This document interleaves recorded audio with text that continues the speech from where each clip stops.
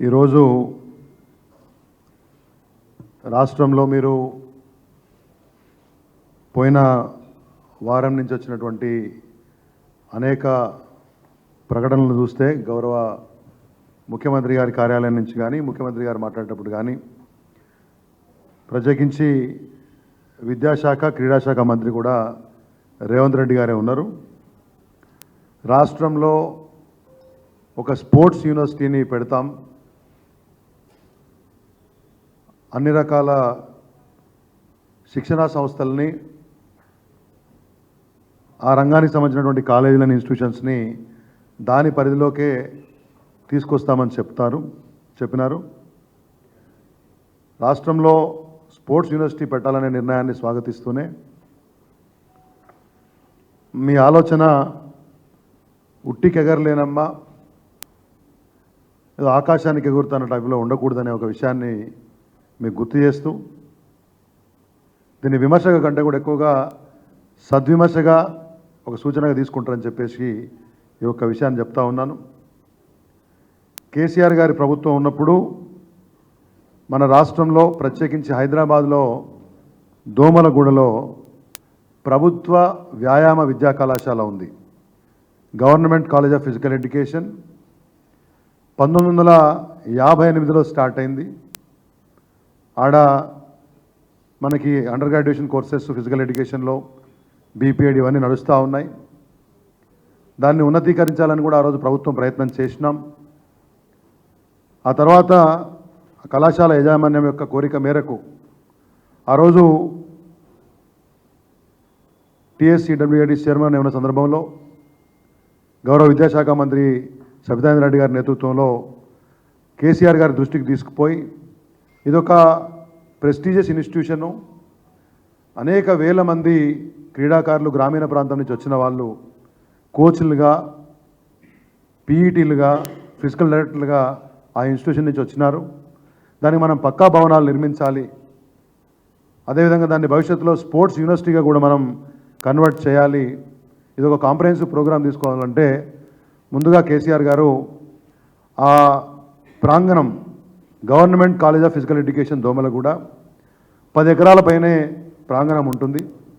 వారికి ఆ రోజు చెప్పినాం, అది ఎంకరేజ్మెంట్ కూడా కొంత గురయ్యే అవకాశం ఉంది కాబట్టి దానికి ప్రయోజనం కూడా కానివ్వండి, అడ్మినిస్ట్రేటివ్ బిల్డింగ్ కానివ్వండి, హాస్టల్స్ కానివ్వండి, మొత్తం శిథిలమైపోయినాయి, డెవలప్డ్ కండిషన్లో ఉన్నాయి, చాలా ఇబ్బందులు ఉన్నాయని చెప్తే తొలి విడతగా పక్కా భవనాల నిర్మాణం కోసం అడ్మినిస్ట్రేటివ్ బిల్డింగ్ అండ్ హాస్టల్స్ కోసం 20 కోట్ల రూపాయలు ఆ రోజు మంజూరు చేసినాం.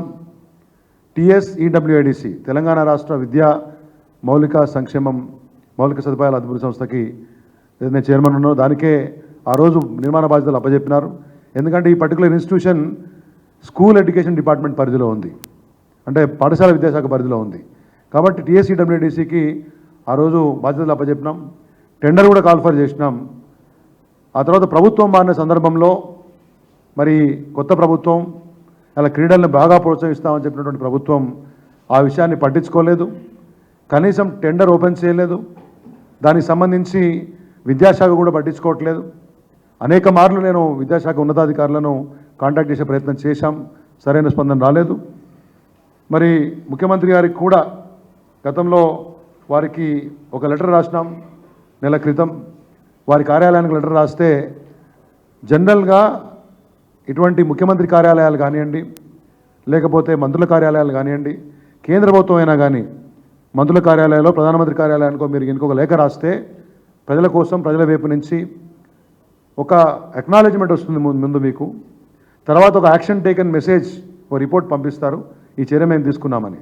కానీ మరి కొత్తగా వచ్చినటువంటి కాంగ్రెస్ ప్రభుత్వంలో ఈ సంస్కృతి ఉన్నట్టు నాకేం కనబడట్లేదు. ముఖ్యమంత్రి గారి కార్యాలయానికి లెటర్ రాస్తే కూడా దీనికి సంబంధించి ఏమాత్రం స్పందన రాలేదు.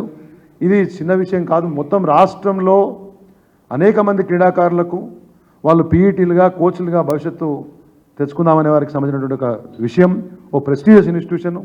మేము దాన్ని పూర్తి స్థాయిలో ఎన్సిటిఈ నామ్స్ ప్రకారం, national council of technical education norms ప్రకారం డిజైన్స్ చేసి మరి కేసీఆర్ గారి ప్రభుత్వంలో ఆ రోజు తెచ్చుకున్నటువంటి ఒక ఎలొకేషన్ని ఇప్పటికి ముందుకు తీసుకుపోవట్లేదు.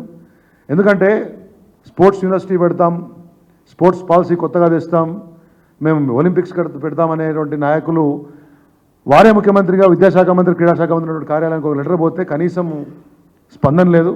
కాబట్టి ఇవాళ మీ ద్వారా మీడియా ద్వారా నేను ఈ లెటర్ని ముఖ్యమంత్రి గారికి,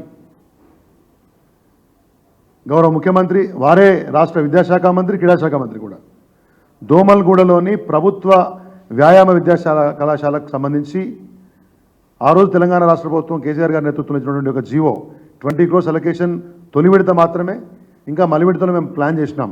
అక్కడ ఒక ఇంటర్నేషనల్ అథ్లెటిక్ ట్రాక్ రావాలని, స్విమ్మింగ్ పూల్ కావాలని, ఒక అత్యాధునికమైన పరికరాలు చేయాలని, వాటికి అనుబంధంగా వేరే ప్రాంతాలు సేకరించి దాన్ని యూనివర్సిటీగా కన్వర్ట్ చేయాలనే ఆలోచన చేసినాం.